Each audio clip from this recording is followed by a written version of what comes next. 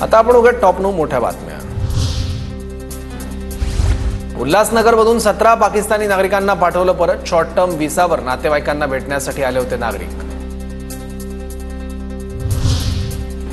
केंद्र सरकारच्या 48 तासांच्या इशाऱ्यानंतर नागपुरातील काही पाकिस्तानी नागरिकांनी स्वतःच पोलिसांकडे धाव घेतली, तर काही पाकिस्तानी नागरिकांच्या घरी जाऊन पोलिसांनी पडताळणी करत अर्ज भरून घेतले।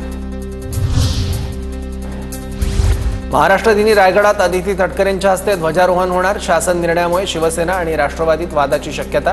रायगडच्या पालकमंत्रीपदासाठी भरत गोगावले आग्रही।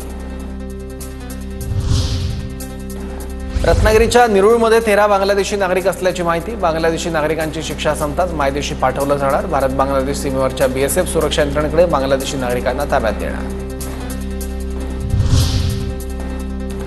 राज्य मंत्रिमंडळाची आज महत्त्वाची बैठक। राज्यातील विविध विषयांवर बैठकीत चर्चा होणार। दुपारी 12 वाजता बैठक। पंतप्रधान नरेंद्र मोदी 1 मे रोजी मुंबई दौऱ्यावर। वर्ल्ड ऑडिओ व्हिज्युअल एंटरटेनमेंट समिटचं उद्घाटन करणार। बीकेसी इथल्या जिओ वर्ल्ड सेंटरमध्ये कार्यक्रमाचं आयोजन। मे महिन्याच्या अखेरीस 10 दिवसात मतदार संपर्क मोहीम राबवा। जिल्ह्यात संविधान रॅली आणि कार्यक्रमाचं आयोजन करा। काँग्रेसच्या हायकमांडकडून राज्य काँग्रेसला सूचना।